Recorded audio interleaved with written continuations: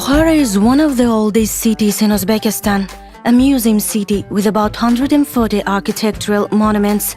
People have inhabited the region around Buxara for at least 5 millennia, and the city has existed for half that time. Buxara has buildings spanning 1,000 years of history. Most of the center is an architectural preserve, full of madrasas and minarets, a massive royal fortress, and the remnants of a once vast market complex.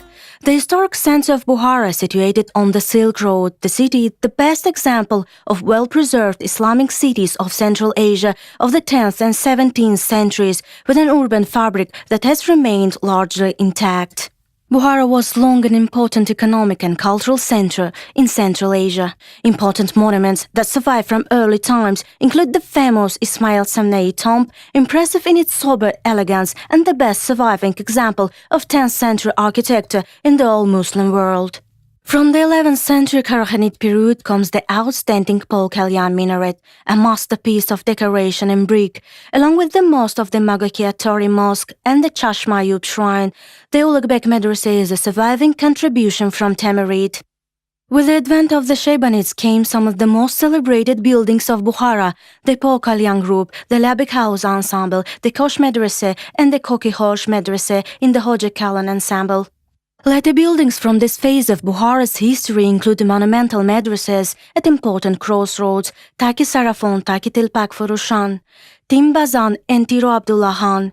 In the early 17th century, fine buildings were added, including a new great mosque, Magoki Kerns, and the imposing Abdulaziz Khan Madrasa.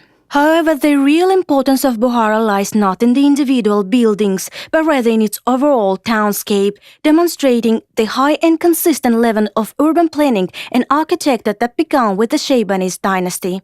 The example of Buxara in terms of its urban layout and buildings had a profound influence on the evolution and planning of towns in a wide region of Central Asia.